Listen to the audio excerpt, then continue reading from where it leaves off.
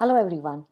And I'm Meenakshi, and today we are going to actually read a very, very interesting topic together, how the game of Go explains China's aggression towards India.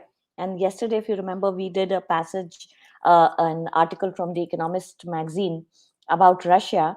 And today also we are using the Economist as our, source. And we are talking about how the game of Go explains China's aggression towards India. So let's see about this. Now, the Chinese game, Vichy, as it's called, Vichy, and in the Western countries, it's called as the game of Go. So let's see how it's related to China's tactics towards India.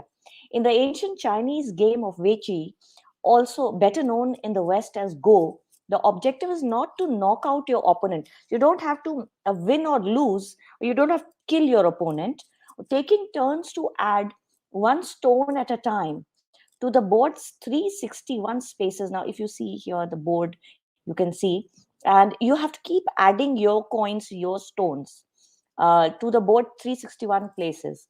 So, what players firstly seek is to build a largest, strongest structure, and only secondly to weaken and then stifle. Stifle is like to suffocate the enemy, so the enemy ones. So if you're surrounded by the enemy ones, you'll move backwards or something. I really don't know how this game is played, but then you and I can actually google it and learn how to play this game, or at least know about it. Okay, so here what you do is you put a lot of stones from your side so that your enemy gets surrounded and stifled. Better players shun contact, so they don't do one to one, preferring to parry threats with counter threats. Now to parry, just to keep adding on threats, and like, if you move here, I'll attack you from here, something like that. So such unresolved challenges multiply the advantage, shifting to whosoever poses the sharpest ones. So here we have to multiply the advantage by creating a force. And only when more stones than empty spaces fill the board can a resolution of these tactical matters no longer be avoided. So now when there are more stones than the empty spaces, means the whole area is being surrounded, then of course win or lose comes into play. Otherwise it's just putting pressure. So the contest between China and India has unfolded in a similar fashion. So let's see how. The two have lately engaged in saber rattling. Saber is a sword. So saber rattling means just showing the sword, and name calling. So they're calling each other bad names. And but such tension has been rare during the 7 decade rivalry, like 70 years since India also became independent and China was already there. So they've been just in a tussle with each other. And as in a game of Vichy, so long as India and China were focused on building their own core structures, each largely ignored the other. So in this game of Go, also, we first consolidate our position. So India and China were also like doing that, and they were ignoring each other a little bit. Far from the crowded coasts and plains, the Asian giants 3,500-kilometer long border region remained an empty section of the board. So, near the border, they did not do much. It contained not people or resources, but the world's coldest, driest deserts and its highest mountains. So, obviously, the Siachen Glacier and the mountains and the desert area was all between India and China, the borderline. India and China maintained overlapping claims, so overlapping that this part belongs to us, and their forces sometimes clashed, as in a brief war, a short war in 1962. But they both also judged that there was not enough at stake to fight a big war over. So they did not want a big war. So territorial limits continued to be defined in many areas by a line of actual control rather than an internationally recognized boundary. So you'll see that actually India and China internationally have not decided on a boundary. And by mutual agreement, the border patrols went lightly armed. They mostly avoided contact. So this was the position up till now, up till a little earlier.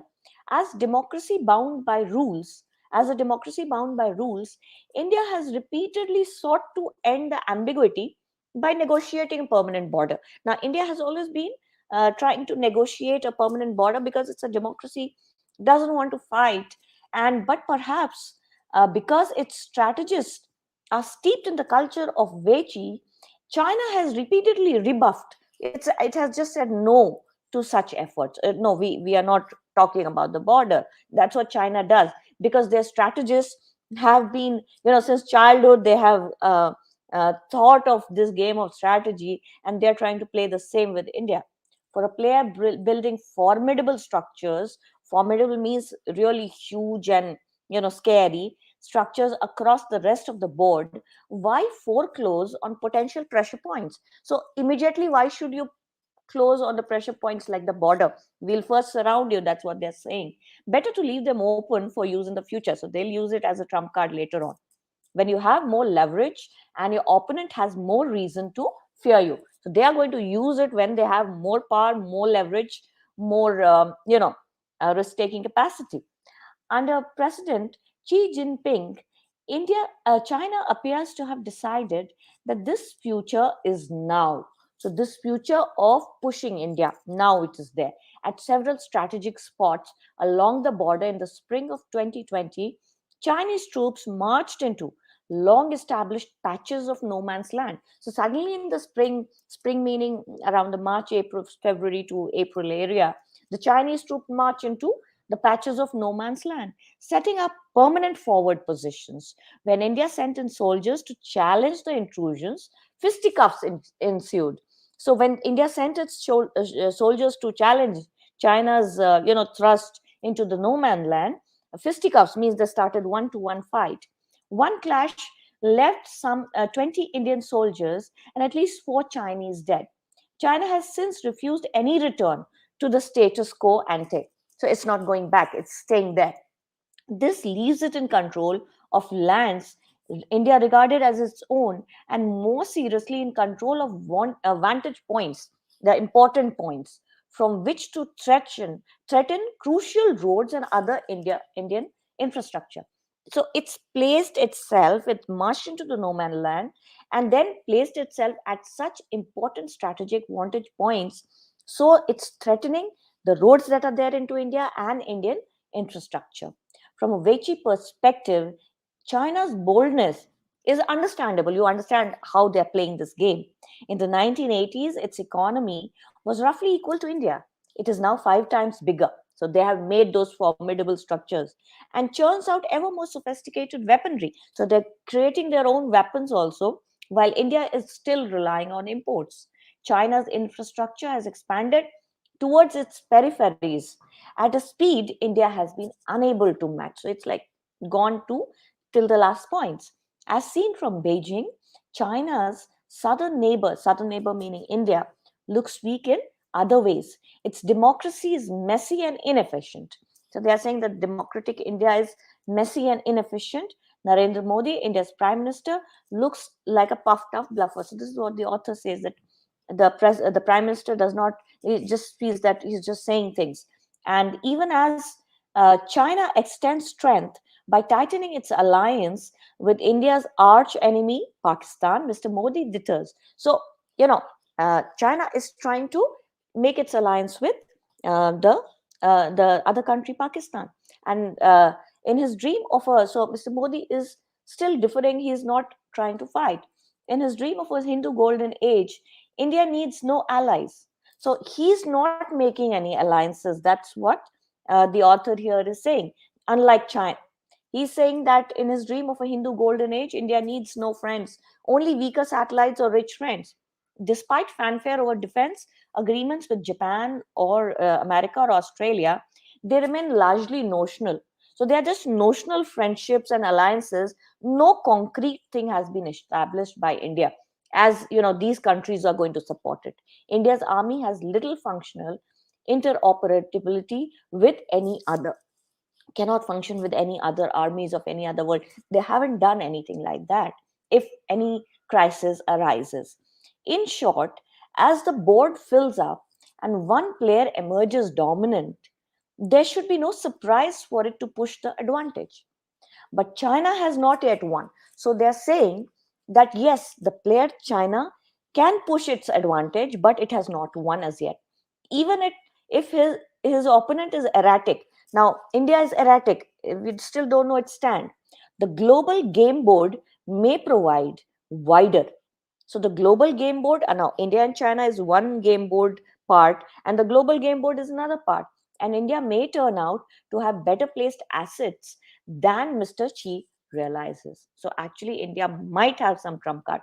And despite Mr. Modi's failings, so despite his weaknesses or whatever the author says here, India retains a big reserve of goodwill as a democracy and as a decent global citizen. So India definitely is a decent global citizen, more, better respected than China. China is supposed to be a bully. It would gain fast allies if it really tries to win them. So it can gain friends and supporters. India's core strength may run deeper too. So we really don't know how much strength it has. Its relative smallness is deceptive. The eastern third of China. So here it's saying that India is deceptively small in comparison to China's boundaries and region, geographical area. But the eastern one third part of China, where 95% of the Chinese actually live, is no bigger than India. And they are saying that the other three-fourth part of China is actually, no, sorry, two-thirds part of China is actually very less population. The main population lives in an area which is similar to Indian territory. As China's economy matures, India's remains packed with upward potential. Now, what's happening is that China's economy has become mature and it might stagnate, but India still has a lot to grow. So these are the positives for India. And besides, unlike the game of Weiqi, this contest between two great and ancient nations will never simply stop. So the game stops, but the contest between the nations is not going to stop. It will keep on long after Mr. Xi and Mr. Modi finish playing. So it's not dependent on the people who are playing, it's dependent on the countries which are going to go on. So this was a little insight into the India-China relationship and the game of Chi and Go, White Chi and Go as it is called. So I hope you enjoyed this. And this is all for today. Stay tuned for more sessions like this. You can give your comments, your suggestions also, something you would want to know about. I'll love to talk about that also sometime. And good evening, Zainuddin, and hi, Facebook user. Can't see your name here. So I'm right there with you, Akash, Pallab. Good evening. Good evening, everyone. So that's all for today. Ending the session now. You can, hi, Aman. Welcome and good evening. So good to have all of you. I'll try to do this at least 3-4 times a week for you. And right, ending now. Bye-bye then. Take care. Good evening, Gaurav. Also, ending the session now.